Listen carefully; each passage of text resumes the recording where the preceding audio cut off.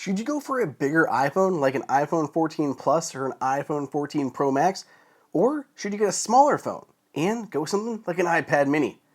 If it's up to me, there is a clear solution. What's up, gang? It is Andrew here from AppleInsider. I know this is going to be a controversial topic, and I absolutely want to hear out every single one of you. But in this video, I'm going to basically tell you why I think you should stick with a smaller iPhone and instead opt for picking up an iPad mini rather than an iPhone 14 Pro Max or an iPhone 14 Plus. Now, out of the gate, I will acknowledge it's more expensive. Yeah, if you're going to have to pick two devices, you're going to pay more money. Buying an iPad mini plus an iPhone, you're going to be shelling out more change. But I still think that it makes sense for a lot of people for a few different reasons. Before I get into full-on rant mode on iPad mini versus larger iPhone and say some controversial statements, I've got to thank our sponsor for this video, ESR. And even though they're sponsoring this video, I honestly cannot think of another company that has as a robust and full-featured lineup of MagSafe accessories that you guys can pick up right now. Seriously, what do you need? Do you need a car charger? There's their Cryo Boost vent charger that actively cools your iPhone while it's in the car to prevent it from overheating. Inside the house, they additionally have a cryo boosted in-house 3-in-1 charger and a 2-in-1 charger where you can charge things like your Apple Watch and your iPhone and your AirPods all at one time. Most recently, they introduced some new accessories for the back of your phone, including this Geo wallet and stand. I have a full review of this that you guys can check out, but basically it's a MagSafe wallet that's also a stand and a finger grip, but it fully integrates into the Find My app. So you can actually locate your wallet if you lose it. Then they introduced a new battery pack that again sticks on the back of your wallet with MagSafe, has a built-in stand and wallet in there, but it's a battery pack at the same time. Super cool to have everything in one place. I don't have a lot of time, but I also want to show off their brand new AirPods case. This is for AirPods Pro 2. The top will magnetically keep your case closed so it doesn't come open when you drop it. They include a carabiner in the box so you can clip it onto things. There's a removal tool so you can help remove your AirPods if you need to take them out of the case. And there's a cleaning brush included so you can clean your AirPods case and the earbuds themselves. Plus, best of all, there are magnets on the back so this can actually snap on to any MagSafe charger or any ESR Halo Lock charger so you can charge them wirelessly. Seriously, they did an amazing job with this new protective AirPods Pro cover. If you'd like to check out any of the ESR stuff, there's links down below in the description and pinned in the comments. They've given us a 10% off code that is applicable to most of the items that I showed you off in this video, so check that out again in the comments. Thanks to ESR for sponsoring this video. Now, back to my rant. So why opt for an iPad mini rather than just getting a larger sized iPhone? Well, let's start with why the iPad mini is so great.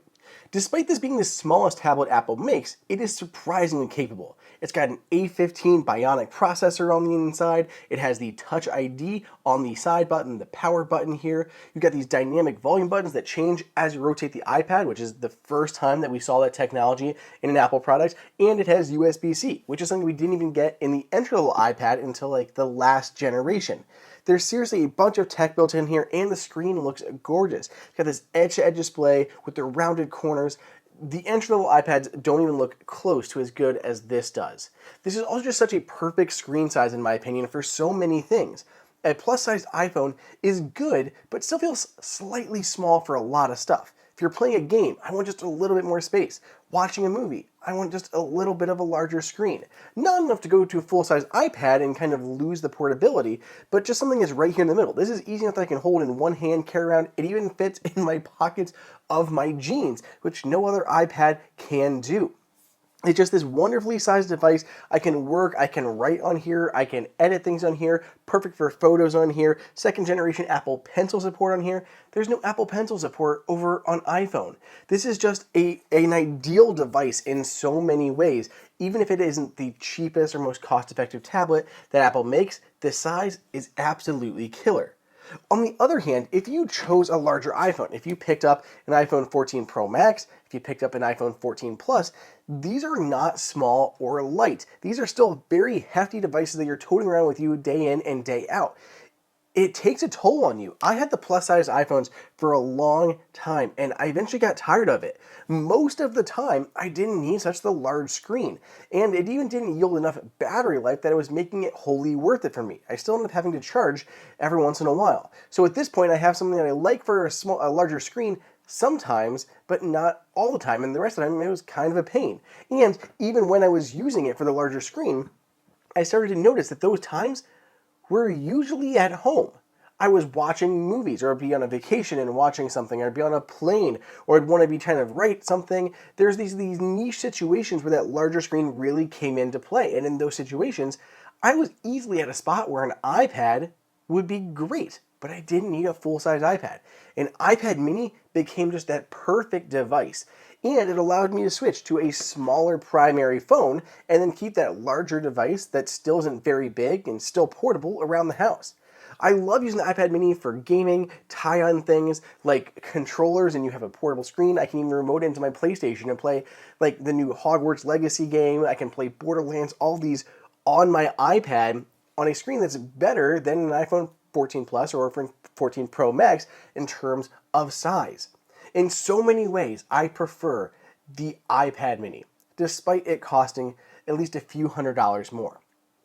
Another benefit here is, instead of using my iPhone all the time then, I can get a chance to charge or set down my iPhone while switching to my iPad.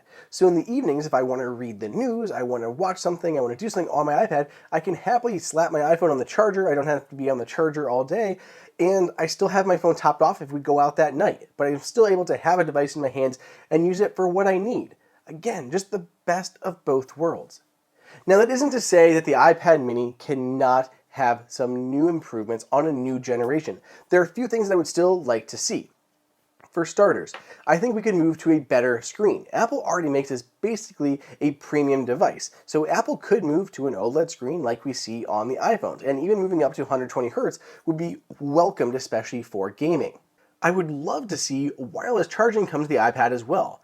Not for a Qi charger, but for MagSafe. MagSafe would so easily just slap right on the back of this. I could easily see that, and it weighs light enough that I'm sure I could probably sit on half of these MagSafe chargers that I've got sitting around by my desk and just hold this up here versus, putting it onto a USB-C dock.